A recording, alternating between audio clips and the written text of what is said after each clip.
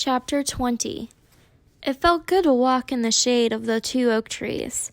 Stanley wondered if this is how a condemned man felt on his way to the electric chair, appreciating all of the good things in life for the last time. They had to step around the holes to get to the cabin door. Stanley was surprised to see so many around the cabin.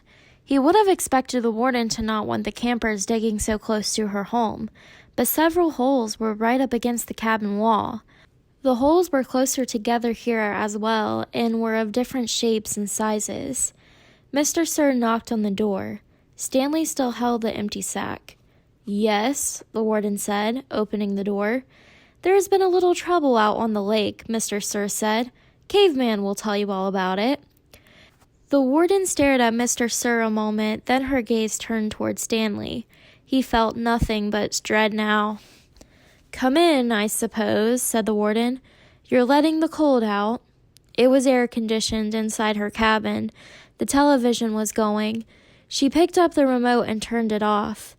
She sat down on a canvas chair. She was barefoot and wearing shorts. Her legs were as freckled as her face and arms.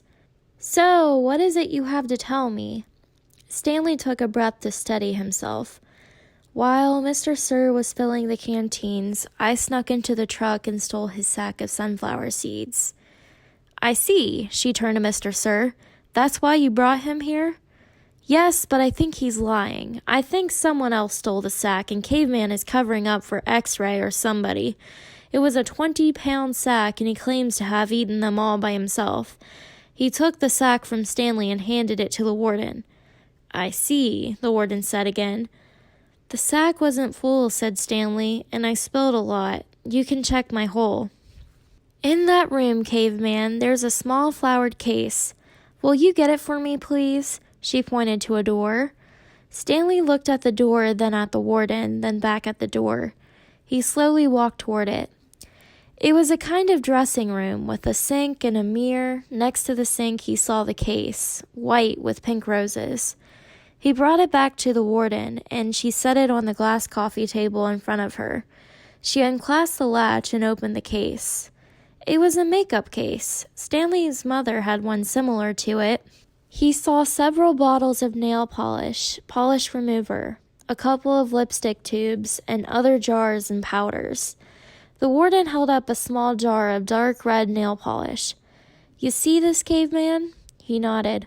"This is my special nail polish. Do you see the dark, rich color? You can't buy that in a store. I have to make it myself." Stanley had no idea why she was showing it to him. He wondered why the warden would ever have the need to wear nail polish or makeup. "Do you want to know my secret ingredient?" He raised and lowered one shoulder. The warden opened the bottle. Rattlesnake venom. With a small paintbrush, she began applying it to the nails on her left hand. "It's perfectly harmless when it's dry."